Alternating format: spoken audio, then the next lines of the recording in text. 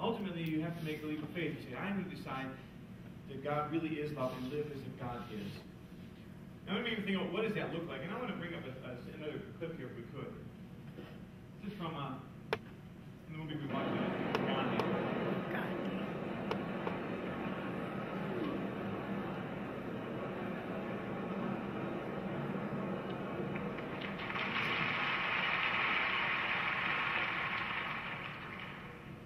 I want to welcome you all, every one of you.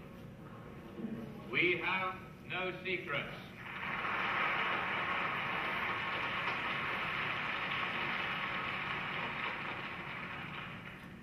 Let us begin by being clear about General Smuts' new law. All Indians must now be fingerprinted, like criminals, men and women. No marriage other than a Christian marriage is considered valid. Under this act, our wives and mothers are whores, and every man here is a bastard.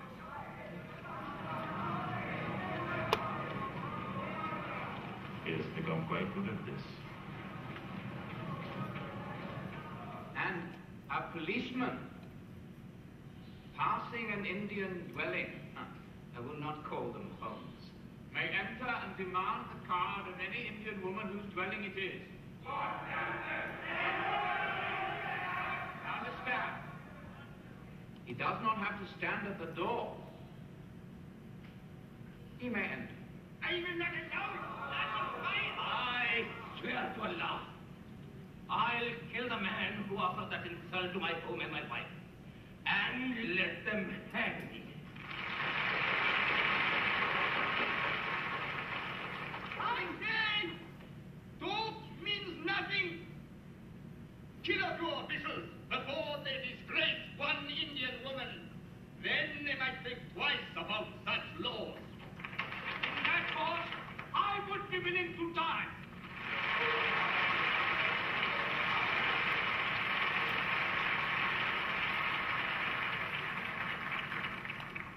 I praise such courage. I need such courage because in this cause I too am prepared to die. But, my friend, there is no cause for which I am prepared to kill. Whatever they do to us, we will attack no one, kill no one, but we will not give our fingerprints, not one of us.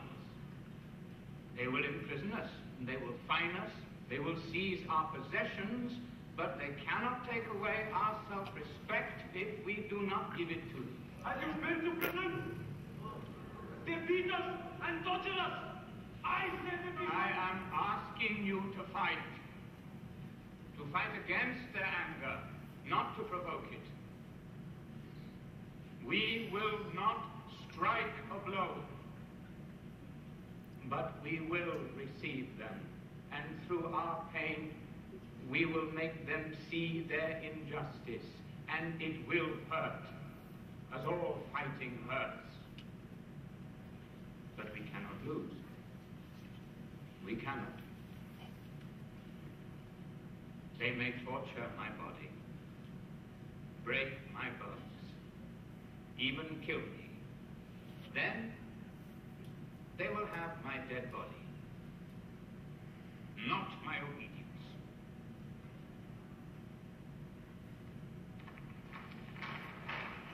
Let me just watch from there. Go ahead.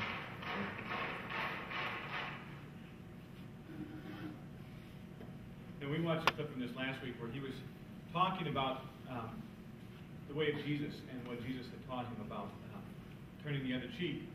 And he talked about how in doing this, that we invite someone to change. We stand up with courage. We refuse to back down, yet we don't strike back. That our hope is that we can bring a new community, a place where no one has to be under and no one has to be above.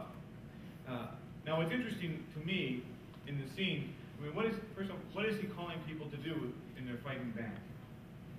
What is it that people want to do, first off? Yeah, kill a few officials and see how they feel about it, right? They're angry. And why are they angry? Because of injustice. Yeah, it's an injustice. They've been told they're lesser people. They have to be fingerprinted, to be kept track of, assume that you're a criminal. Your marriages don't count, and they can just walk in your house anytime they want, right?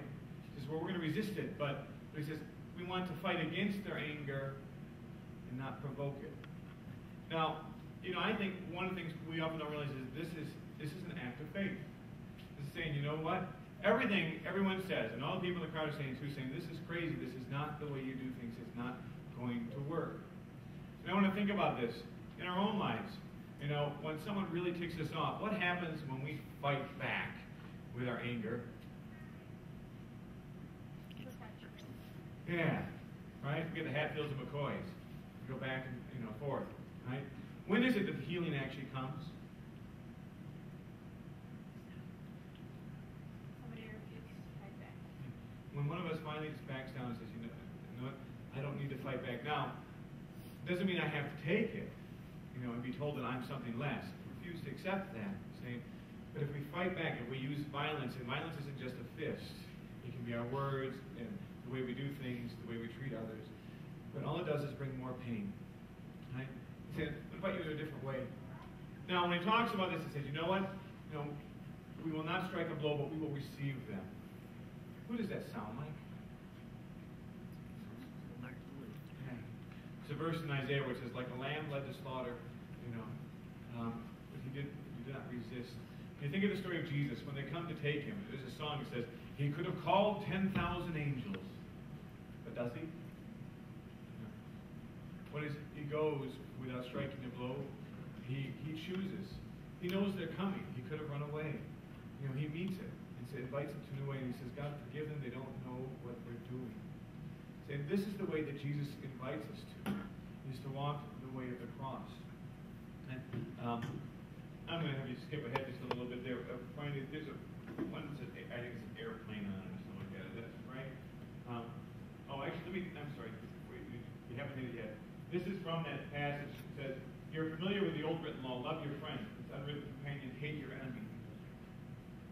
He says, click on it if you could. But I'm challenging that. I'm telling you to love your enemies. Let them bring out the best in you, not the worst. When someone gives you a hard time, respond to the energies of prayer. For then you are working out of your true selves, your God-created selves.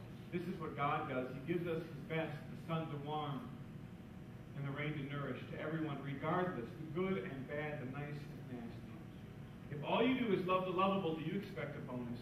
Anybody can do that. If you simply say hello to those who greet you, do you expect a medal? Any run-of-the-mill sinner does that. In a word, what I'm saying is, grow up. You're kingdom subjects. Now live like it. Live out of your God-created identity. Live generously and graciously towards others, the way God lives towards you. I invite you to think about the mercy that God has had on us. I think part of this is a struggle because we say, we've seen this happen and it didn't seem to work. And, I think of the story of Jesus dying on the cross. And what was it like for his followers that day as he lay dead? We put him in the tomb. The men had all run away, and the women who had stayed were in tears. How do you think they were feeling on that day? Did they have hope? Was there any joy? No. But I think of something that Tony Campolo once talked about. He says, it's Friday, but Sunday's coming. It was Friday when Jesus died, but what was coming on Sunday? The day the stone was rolled away, the tomb is empty. And the women come there, and they're terrified because something has happened beyond their imagining. They don't know what to do with it. In fact, they run away, and they tell no one to anyone because they are terrified. God has done something amazing. And one of the things we understand is that in the cross is Jesus saying yes to God's way of loving others, of giving of yourself, of willing to die rather than strike a blow, but never backing down from God's call to a kingdom where everyone is loved and belongs. The resurrection is God saying yes to Jesus' way of following. And that's the way he invites us to. There's a verse in Romans where it says, if we live to the Lord, and if we die to the Lord. So whether we live or whether we die, we are the Lord's. And we often use this at funerals, but I thought of something, and I want to just share briefly about my very first plane ride, and it was great going out. We went to Philadelphia for a big gathering for our national church body, and there was all kinds of people I knew in the plane. It was beautiful weather, smooth, and I thought, wow, this flying is easy. On the way back, though, I actually had to leave early because Joshua, our oldest, was just getting ready for kindergarten. The next morning he was starting, so I was leaving a half day early. And it was a night flight, and it was terrible weather. And we got up there, and the plane is just shaking, and you feel the winds. And I'm sitting over the wing, and I'm looking out, and I didn't know this, that wings are actually made to flex. They're supposed to. Otherwise, if they're stiff, they're going to snap off. I didn't know that. I look at the window, and the wings are going like this, right? And I'm thinking, I don't think I'm going to make it. And I can remember, I don't know if you've ever had this experience of being so terrified that I was literally on my toes. I couldn't put my heels on the floor, so I was just so tense, my hands. And I remember at some point in this, I'm just in this moment of terror, thinking, I'm going to die. That somehow this crossed my mind. Well, what happens if I die? Well, then I go to be with Jesus. And if I live and everything's great, I be with my family. Either way, I can't lose.